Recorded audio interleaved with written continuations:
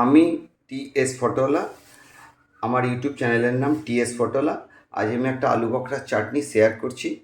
আলু বখরার চাটনি খুব সুস্বাদু, বানানো খুব সহজ। আমি 300 গ্রাম মতো আলু বখরা নিয়েছি। পাকা আলু বখরা খোসাটা ছাড়িয়ে জলে ভিজিয়ে রাখুন। আর 100 গ্রাম মতো তেঁতুল জলে ভিজিয়ে রাখুন। প্রয়োজন মতো চিনিটা মাপ মতো নিয়ে নেবেন। আর ফ্রাইং প্যানের মধ্যে শুকনো লঙ্কা দুটো আর 2 চামচ পাঁচফোড়ন একটু ভেজে নেবেন, লালচে করে নিয়ে ওটা গুঁড়ো করে নিতে হবে।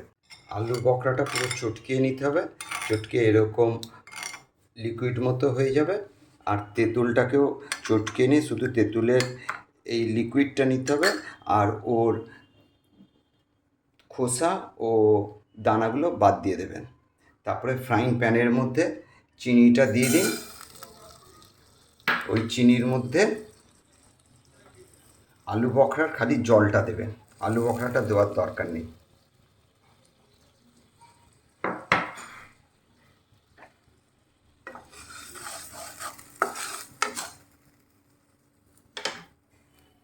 ওই চিনির মধ্যে আলু বখরার খালি জলটা দিয়ে দেবেন, আলু বখরাটা দেওয়ার দরকার নেই। তার সঙ্গে তেঁতুলের পাল্পটা দিয়ে দেবেন। একটু ফ্লেমটা বাড়িয়ে দিয়ে এটাকে একটু চিনিটা এর সঙ্গে মেল্ট হতে দিতে হবে। একটু স্বাদ মতো নুন দিয়ে দেবেন।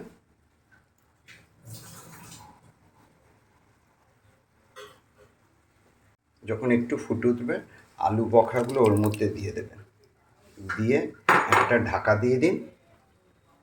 5-7 মিনিট সিদ্ধ হতে দিন।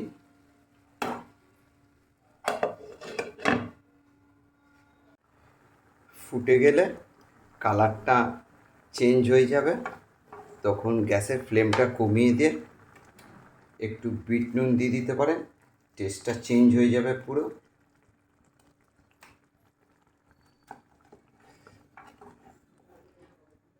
আর নামাবার আগে যে গুঁড়ো মশলাটা ছিল ওর ওপরে ছড়িয়ে দিন, দিয়ে একটু নাড়িয়ে নিয়ে নামিয়ে নেবেন।